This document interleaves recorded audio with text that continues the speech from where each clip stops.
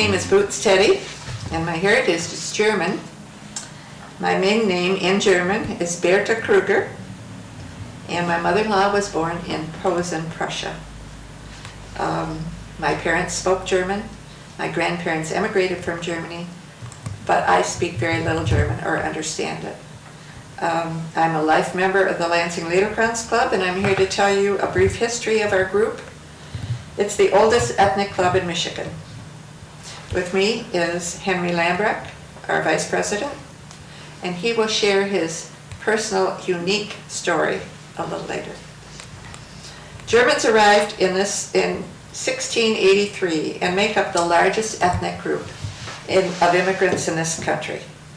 A monument in Washington, D.C., to which many of us contributed, commemorates 300 years of Germans in America. I have a license plate that commemorated that. Lieder refers to song or singing, and Kranz is a group or club. Language dialects are Low German or Plattdeutsch from the northern lowlands of Germany, and High German from the higher elevations in South Germany. In the 1850s, people fled their native lands for America. Many were Germans who had received extensive training in music, both in folk and classic, in their schools. Singing was a part of their life. In the early Lansing area, entertainment was definitely self-made, and it was shared by these people. When the Civil War began, the entire community gathered at the Ram's Horn Inn, which is in North Lansing. They sang and bid Godspeed and safe return to the pioneer sons who had enlisted. From the ranks of those who returned, reports revealed how they were really cheered by their send-off. To this is credited the birth of the idea that forged the permanent singing group. In October 1868, 12 German vocalists met at the home of Christian Ziegler at the corner of Capitol and Kilbourne Streets in Lansing. This is the current site of Emmanuel First Lutheran Church. The Lansing Liederkranz Club, a men's singing group, was organized. There are other Liederkranz clubs in the United States.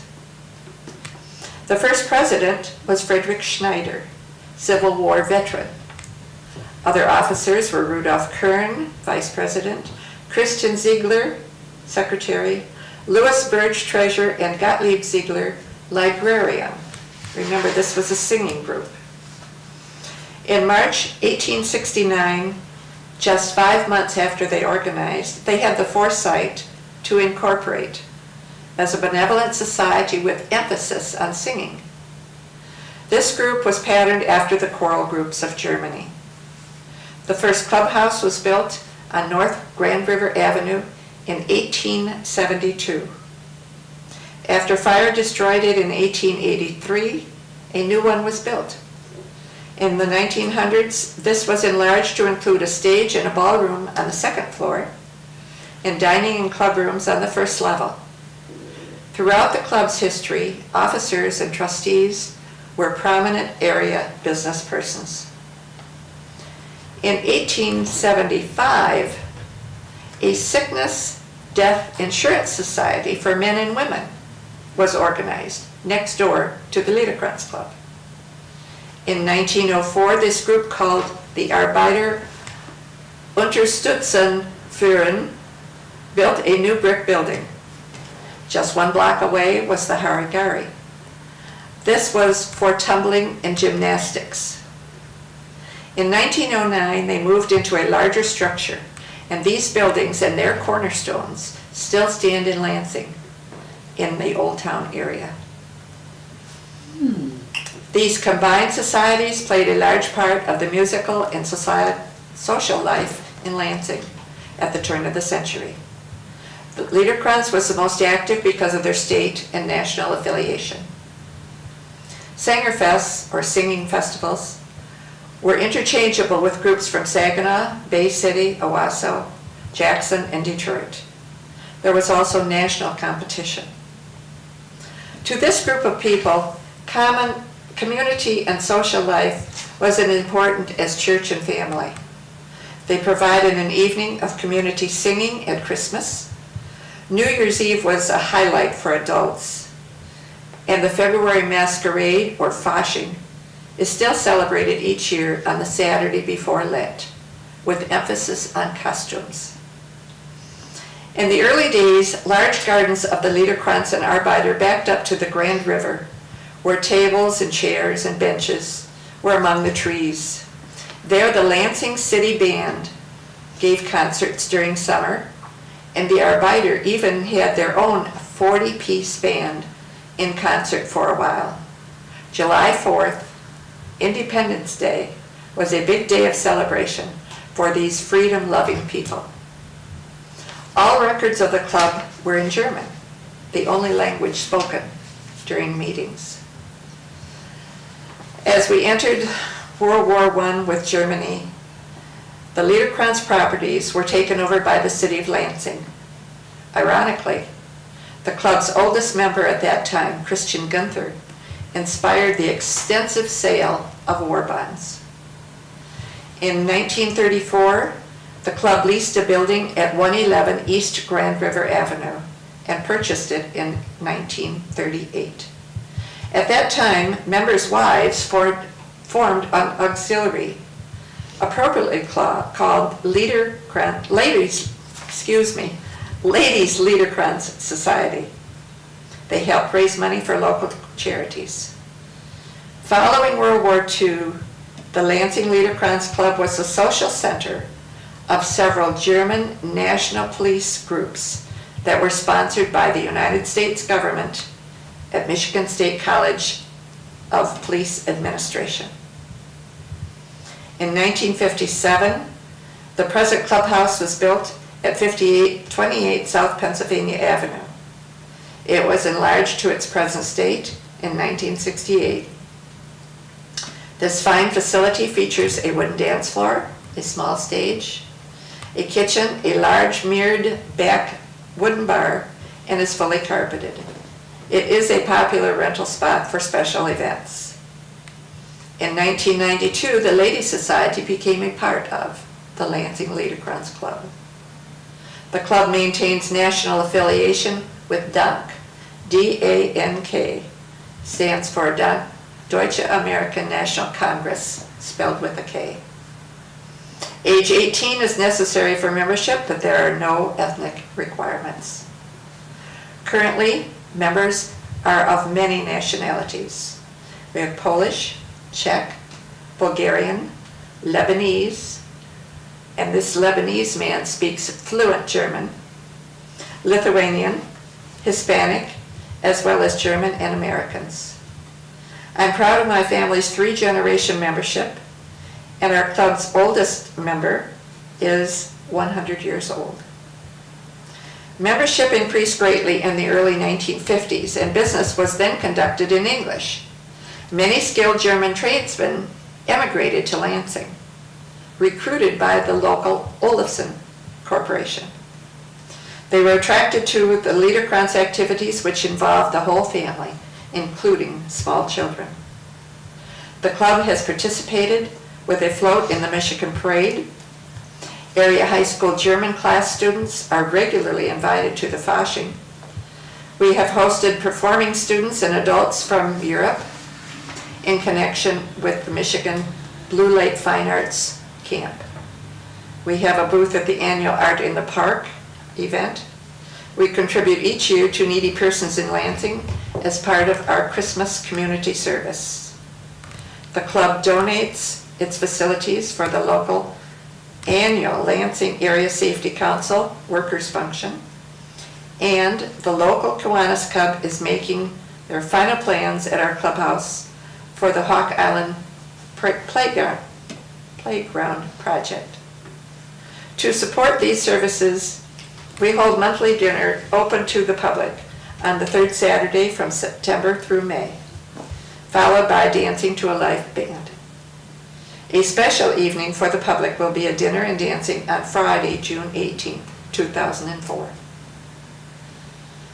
Admission is charged at the door, Our annual spring and fall luncheons are popular with area business workers.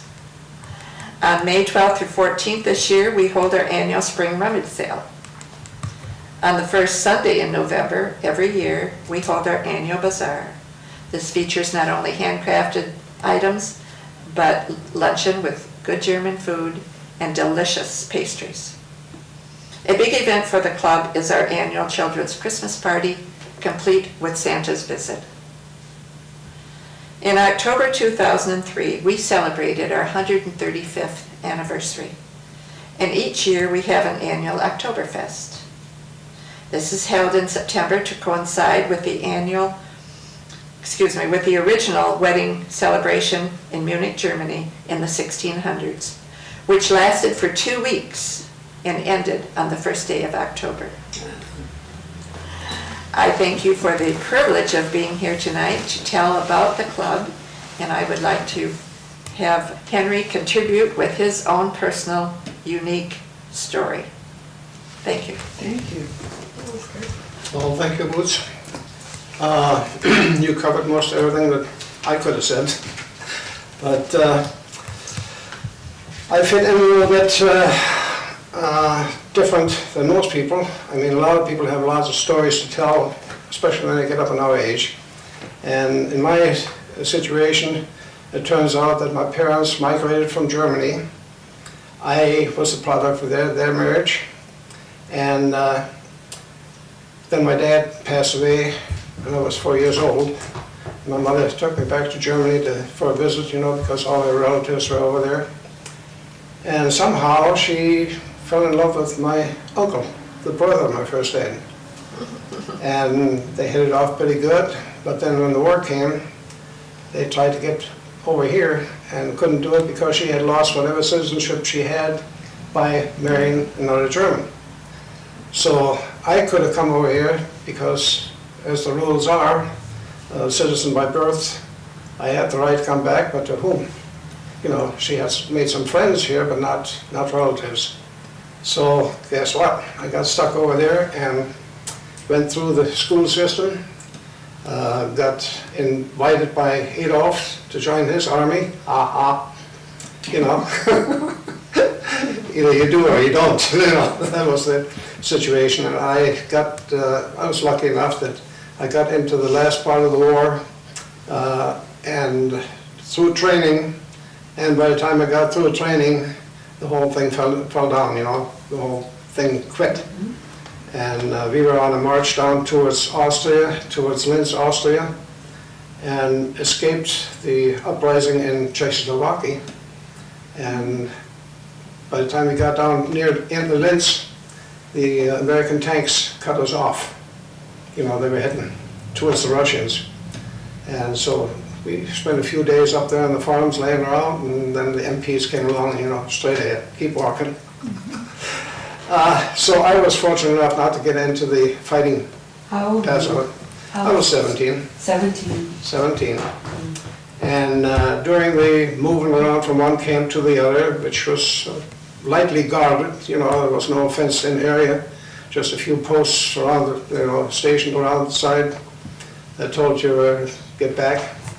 I managed to get the attention of one of the camp commanders, the American officer there, and explained my situation. He somehow got word through, even though they moved us from that camp to another 2 camps, somehow he got my name written down good and spread it out, and I got discharged real quick like. So as it turns out, I was discharged in June. In May, the war was over.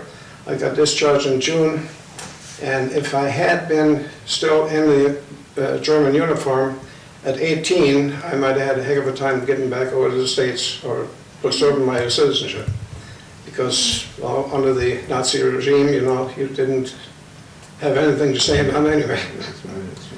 So I came back over here in 48, helped my parents over and my half-sister, got them established, then got a nice job and worked and got married. Where were you? Pardon? Where were you in the United States? In Lansing? Ja, in Lansing. Okay. I was born right here in Lansing. That's where I was. Sprechen Sie Hochdeutsch oder Plattdeutsch? Hochdeutsch. Okay. Jedenfalls, now you have me talking. I understand. The further story is that what Booth says was a difference or unique about me is that I normally got over here and got established and got married and was over the draft age when Uncle Sam said, "Hey, I want you." And they hauled me back into the uniform, sent me over to Germany to occupy those Nazis.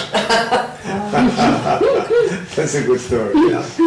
But the good part of it was, even though the Berlin Wall and the Russian conflict, you know, they were constantly having us on alert, I managed to get my wife to come over there and live on the economy during that time.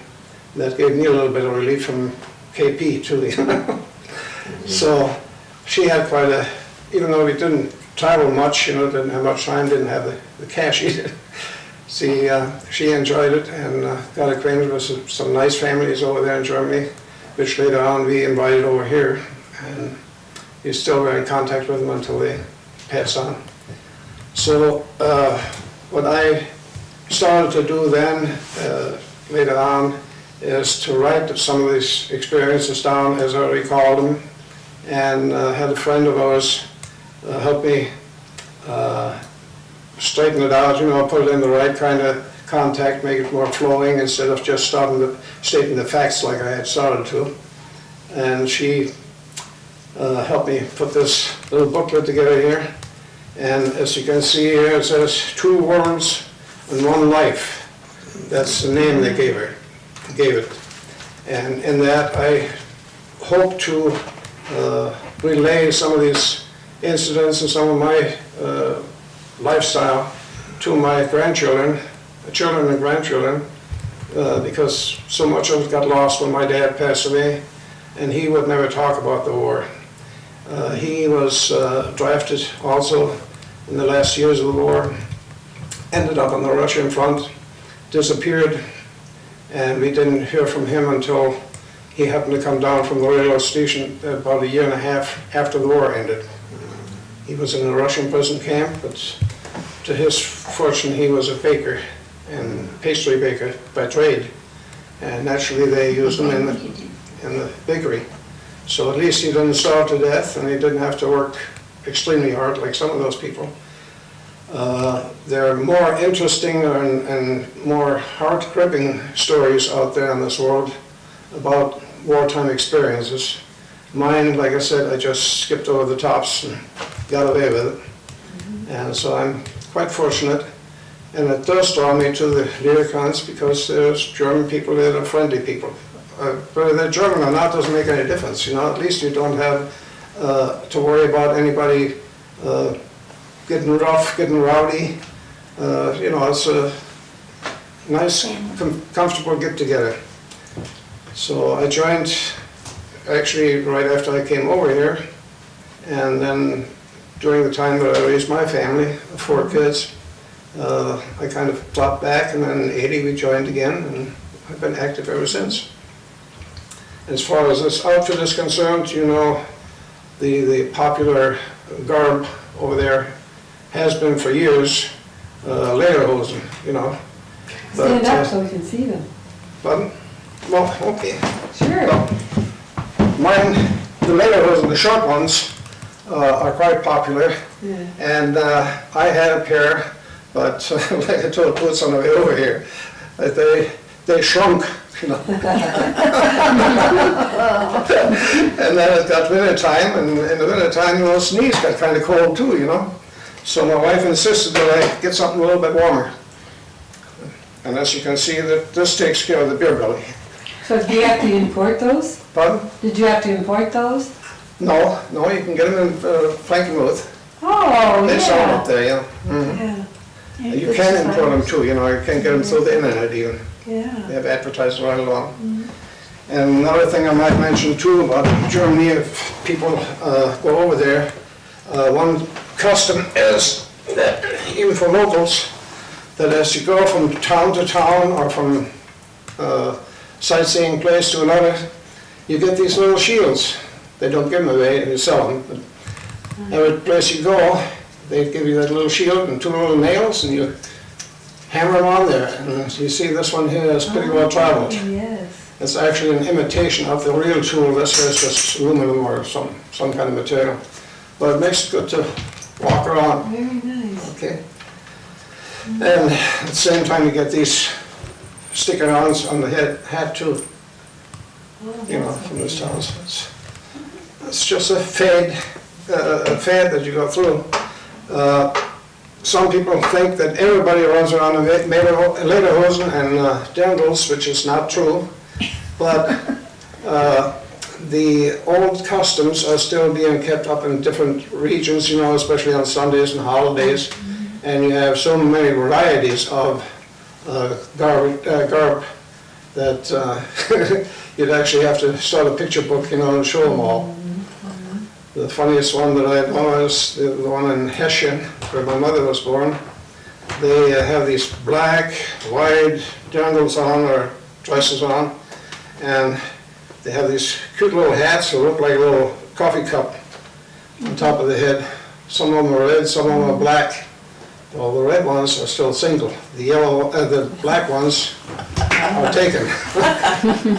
And so forth. So there's a lot of interesting things that you can find out if you travel over there.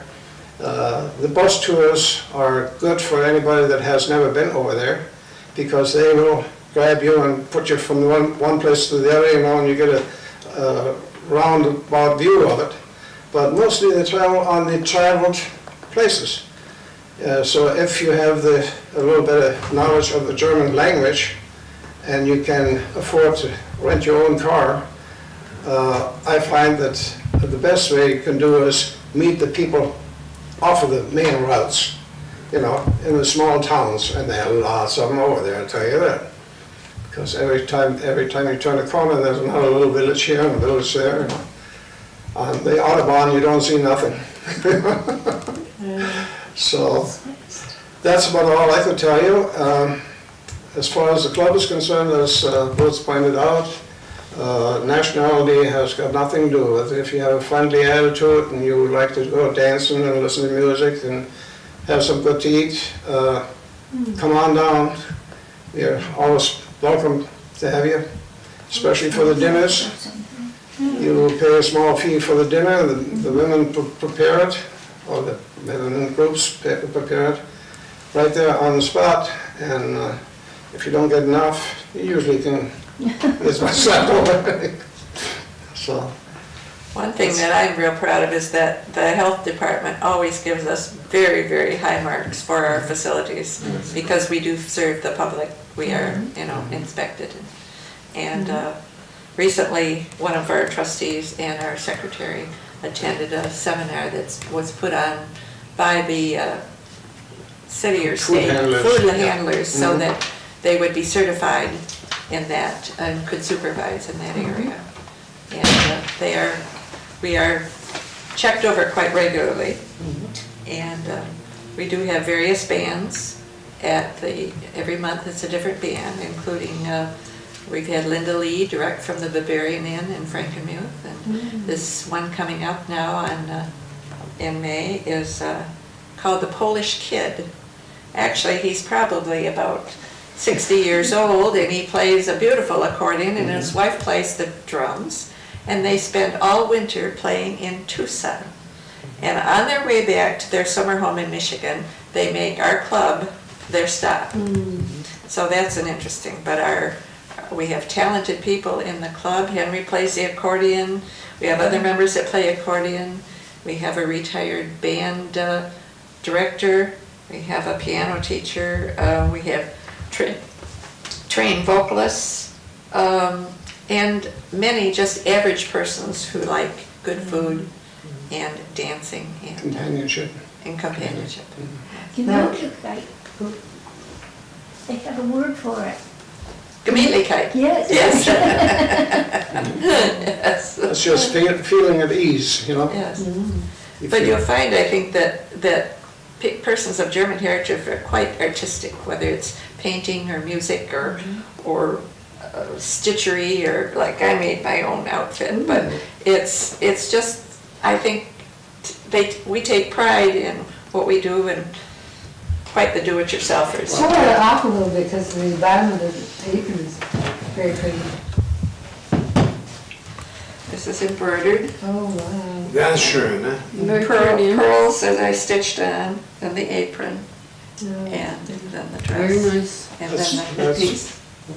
Now, the costume is different in Different different areas. villages. Locations. Oh, yes, yes, And- yes. Well, my ancestors came from the northern part of Germany. This is truly the high country, the Yeah. Bavarian dress. My cousin is a retired Lutheran pastor who's done extensive genealogy over there, and his natural dress from that community is a bleached Cossack type top with a very flat topped brimmed hat, and they wear that out in the field. So That's big industry in some villages now, where the women are making reproductions of their, for the festival time. Right. yes, yes. It was one of the early industries that women could regenerate after the war. That's true. Especially, I'm talking about the former eastern zone, when the Russians moved out. Well, right now that all the borders are open, you know, you find that there's so many customs dresses and gear that all over Europe, you know, go down to Bulgaria and all, they all have their own cramped little thing that's left over from generations. Right. And some of them keep it up, some of them don't. And some of these generals now are being worn more as a dress, you know, kind of scaled down a little bit. They look nice, but they're not the typical custom general anymore. I have a couple of interesting things about some of our members, if we have time. Many of you know our president, Ernst Flotter. He was a German prisoner of war working on the farms in Texas and southern Illinois. And he went back home after the war to study photography, he married, and then he returned to this country, to the people he learned to love. He recently, and he's a successful businessman in Grand Ledge. Last September, he was invited by the U.S. Air Force to be a distinguished speaker at the gathering of 400 persons in Germany for German POWs. And he's a very interesting person. Another one is Nicodemus, who was stranded in Southern Europe at the end of World War II. He said they were told the war was over, made no provisions for them to go on or get back or whatever. But he did not want to return home because it was in the Russian sector. So he walked across France to his sister's place in Austria, and from there he made his way to this country. And he is a fine woodworker and cabinet maker. Another one of our members, Marie, was in a German concentration camp during the war because she was not a Nazi sympathizer. She successfully rejoined her husband, and they had a successful business in Lansing, shoe repair business. Another one very successful, Annie was 19 when she fled to West Germany from Russian sector after World War II. She met her husband, who was recruited by a Lansing company, and they arrived with a small daughter and little money. They shared their apartment with other immigrants, and eventually they owned an instrument and machine business in Williamston, a very successful business. So we have many interesting people and many interesting stories, and as Henry said, some of them are lost already, and thank goodness people like Henry have preserved for generations. It is very important. Any other questions? Very good. The Olsen Corporation that Bush was talking about offered me the job when I first came over. The founder was a Swede, and quite a guy. And so he knew that he would pitch in and work, you know. And so he sponsored some other people over, like Booth said.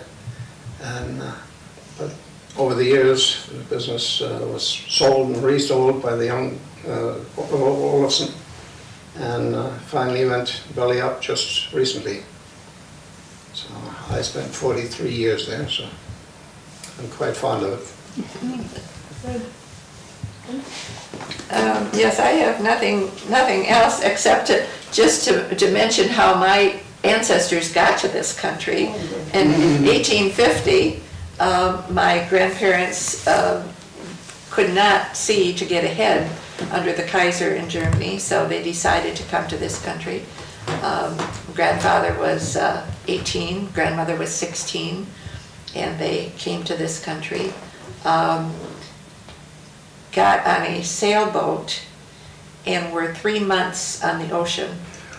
Got to New York, boarded a train, and got into Buffalo, New York. And from there, they were able to get on another train and come to New Buffalo, Michigan. They were scheduled to go to Milwaukee, as many of their friends and relatives had gone on. But my grandma said, no way was she getting on water again. And so they settled there. My grandfather was a wagon maker, and my grandmother learned from the Indians what berries to pick and what to do. And they set up a little house in a lean-to, and from there continued on their happy life in this country. They were pioneers. Yes, yeah, that was 1850. Well, that was after the Revolution of 48. Everybody was glad to move out. My grandfather came with his father in 54. Oh. There is one thing that we have been told. There is a group here and a gentleman in Lansing who is the president of the National Society of the Sons of American Revolutions, Germany Society. And it dates back to October 14th, 1781. And it includes several presidents as members. And this man's name is E.W. Krieger James, with the German Society, and its post office box 80242 in Lansing, 48908-0242. And he's asking if anyone has ancestors who served in the American Revolutionary War, but were of German descent, to contact him. And they would like to carry on with their work, and I'm sure that if you contacted him, he could give you more Oh, details. descendants of the Hessians. Yes, The people from, yes, exactly. that came from Hesse. Yes, and it was Regiment von Zweibrücken, Zweibrücken, yeah. and the French called the regiment the Royal DuPonts. These German-speaking units were a part of the French Expeditionary Force, which came to America in 1780, and they played a significant role in winning the Revolutionary War, particularly the Battle of Yorktown. If anyone needs to contact you and didn't catch that, they can always call here to the Turner Diner. They could call here, or they could call the Liederkranz Club, because we That's have right. this. We have this on the wall at the club. Good. And There are lots of organizations. There's one historical society that's open to people of Germans from Poland. Oh, yes. Because of the situation with Yes. Poland. yes, yeah. Well, that was my own mother-in-law. She was born in Prussia, but her father was German, and her mother was actually Polish, and she could understand and speak both languages. Sure. But then she married someone who was born in Penzance, England. Hence, my name is now Teddy, a very English proper name. Thank you very much. Thank you. Well, Well, I'd like to thank both Boots and Teddy and Henry for coming and talking about the Liederkranz Club. and to tell our viewers that the next program we have will be about settlers who came from New York in the, when Michigan was still a territory. And Linda Peckham will be giving that program. And I'll be scheduling for the coming year, and I am interested in finding people who have done what Boots has done and what Henry have done, to look at their history of their ethnic group and how they came to Lansing and to Michigan. So if you know of people who can talk about that, we would really like to be in contact with them. We've already talked with Italians, African Americans. We did some on Hispanics in the 1940s, but there are other groups in our community I know that would be willing to share. If you would contact me, I'd love to have you come. Thank you.